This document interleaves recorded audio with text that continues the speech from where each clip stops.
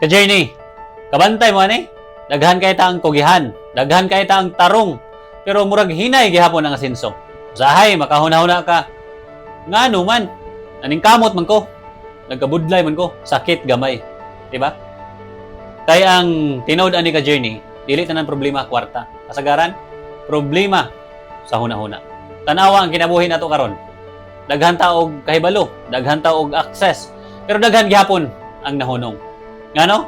Ka-journey, basin ikaw ni, nagmata ka sa sayo, ni trabaho ka tibuok adlaw, ni uli ka, nagkapoy, nakakay pangandoy, pero murag pirmi na lang, puho na. Makanaw na ka usahay, pwede ba yun para nako? Dili ba ni para sa mga dato ra? Basig, dili ko inani ka bright. Kung nakaagi ka ana, normal ra ka. Ani na siya ka-journey. Daghan tao, dili kulang og abilidad.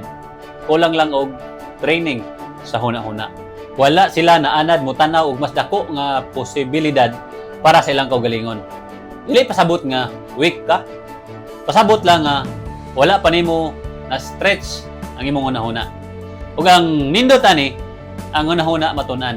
Huna-hunaan ni gamay. Usa ka tawo nga sa una nahadlok mo sugod. Daghan sayop, daghan kapakyasan, pero di pa dayon gihapon.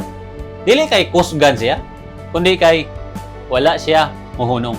Parehas rata na. Dili ang kahimtang ang nag-limit nimo, kundi ang belief nimo. Kung dili ka mo tuo nga pwede, dili gyud ka mulihok. O kung dili ka mulihok, walay mausab. Ang kinabuhi dili mausab sa plano.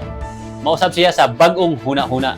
Mao nang usahay kung makadungog ka og negosyo, risky man na. Invest, basig masero. Murag ang problema kay ang negosyo, dili ang kakulang sa kibalo. Pero ka-journey, mao ni ang maayong balita. Open na ang kaalam, dili na panahon nga sekreto ang impormasyon. Pwede na ka mutanaw og educational content, magbasa og libro, mag-learn online, pagsugod bisan gamay. Dili kinahanglan dako dayon. Importante na kay gisugdan. Ang tinuod nga kalisod dili ang sistema. Ang tinuod nga kalisod kay nasabtan na nimo ang problema pero gihunong ka sa kahadlok. Ang winning mindset karon mao ni hinay ko magsugod pero klaro akong direksyon. Dili ra ko magtrabaho, magtukod ko. Dili ra para nako, para ni sa akong pamilya. Ka-journey, mao ni akong ipabuhat nimo karon. Pangutanay mong kaugalingon. Unsa ang usa ka belief nga dugay na nimong gituohan pero kinahanglan na nimong ilisan. Sulat. Una-hunaa. Sugdi og usba. Kay ang gamay nga kausaban sa huna-huna, dako kayo og epekto sa kaugmao nimo. Dili ta kulang og kaalam. Dili ta ubos sa uban. Dili ta late. Kulang lang ta og exposure, belief og sistema. Og gana matun-an, mabuhat og matukod kada adlaw. Ka-journey, kung nakarelate ka ani, like kung nakay bag-ong realization. Comment padayon kung ready ka mo grow. Share ni kung nakay kaila nga kinahanglan makadungog ani. Kay basin kini nga mensahe, mao di iyang kinahanglan karon.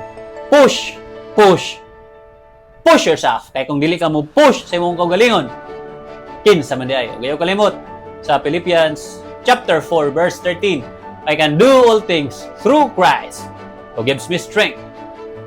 See you, ka-journey.